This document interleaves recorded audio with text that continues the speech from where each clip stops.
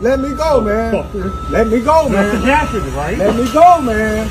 Let me go. Hey, y'all need to stop, yo. Dude, please, man. I'm begging you. Please, please, man. Dude, I'm begging you. The video is now circulating on social media, showcasing a black construction worker on the job being provoked by his white coworker. Has now triggered emotions tied to history and in general when you warn people about your boundaries. In the video, you can see a black construction worker being cornered by a fellow coworker for what can be heard over having his phone out while working. It's hard to tell what it's all being said in the original video, but at one point you can hear the white coworker yell out, "Put your effing phone back in your pocket." The white coworker would continue to make the same demands of his black coworker, but as you can see, wouldn't intimidate the man as he looked to show he would not be bullied in such a way. So in frustration, the white coworker would try to intimidate the man by further then grabbing him by his neck with the same command. During this confrontation, the black coworker would ask the man over 10 times to leave him alone. To, at one point, pleading, "Dude, please, I'm begging you, please." Drop your shit now. Go ahead on, man. Watch out the way, man. Watch out the way, man. Hey, y'all need to stop, man. Y'all need to stop. I got it. You can't put your hands on him, bro. That's it, right? Put your phone. Let me go, man. Let me go, Now. man. Something wrong, man. Let me go, man. Let me go, man. Let me go, Nothing man. happened, right? Let me go, man.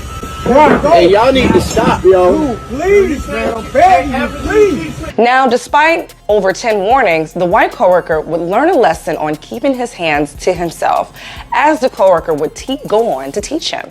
I'm begging you, please, man. Dude, I'm begging you.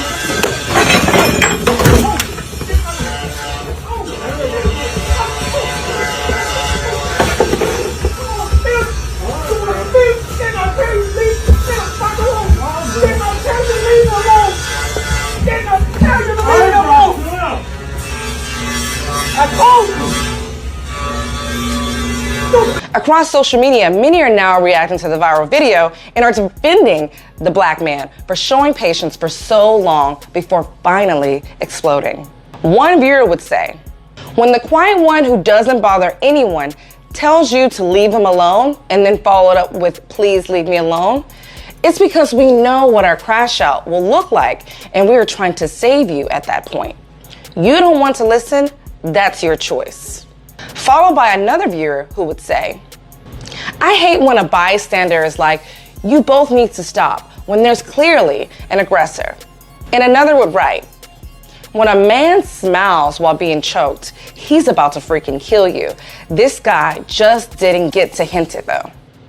Drop your shit now. Go ahead on, man. Watch out the way, man.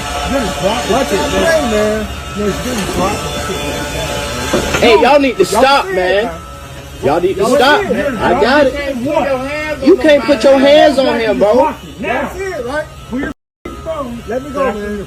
Let me go, Now. man. Something wrong, man. Let me go, man. Let me go, man. Let me go, Nothing man. happened, right? Let me go, man.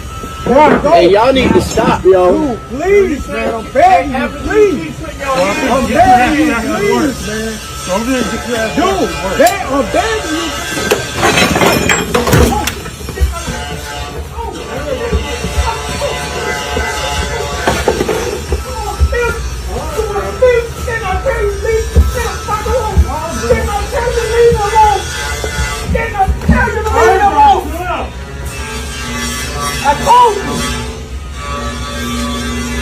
Outside of users on social media responding, comedian Godfrey would share this reaction to seeing this video.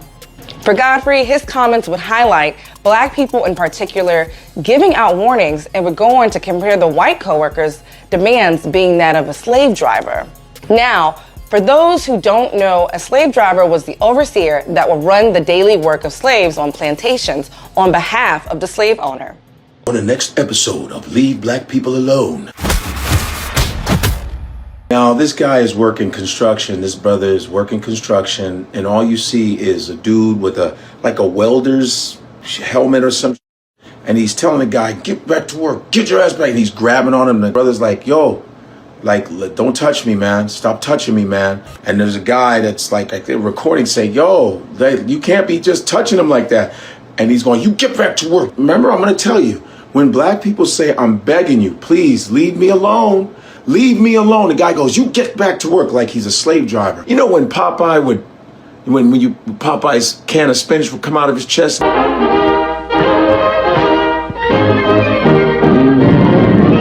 He molly-whopped this motherfucker. I mean, I don't know how many blows he threw, but I enjoyed every fucking punch. He told him, I told your mother ass to leave me the alone. Well done, sir. Well done. Leave black people the alone.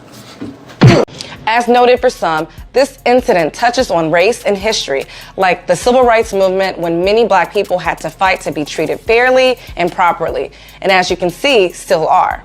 One white woman on Threads would give a very honest reaction to the video by saying, he's right. He said, didn't I tell you to leave me alone? He did, multiple times, but this will be spun as a violent black man. I'm over this shit with white people, and I'm white people. We are the reason this country is where it is, and I need you all to realize that immediately and stop this shit. As of now, it's unclear where the story first originated from and what company appears to be involved. But the video did end with the man who escalated the situation getting an understanding of how to speak to people. What we watched in that clip wasn't just workplace disagreement, it was a boundary being crossed again and again in real time. You hear the man say, leave me alone, not once, not twice, but over and over, calmly, clearly, directly. That is not aggression, that is de-escalation. That is restraint, that is someone actively trying to not take it where it could go. People love to talk about the crash out after it happens, but they ignore the warnings before it happens. The pleading, the attempts to disengage, the space someone is trying to ask you to respect. When a person is telling you to stop and you escalate, yelling, grabbing, putting hands on their neck, you are no longer the victim of what comes next. You are the cause. You understand that? Because too often the story gets rewritten after the fact. Suddenly the person who defended themselves becomes the problem. Wow, the repeated provocation gets edited out of the narrative. Isn't that crazy? Because boundaries are not suggestions. Leave me alone is not a negotiation. It is not attitude, it is not disrespect, it is a final warning.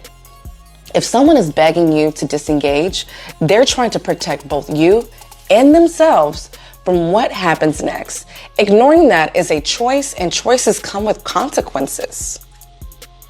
Keep your hands to yourself, okay? Respect people's boundaries, and when someone says leave them alone, believe them the first time. For High Plus News, I'm Bevan.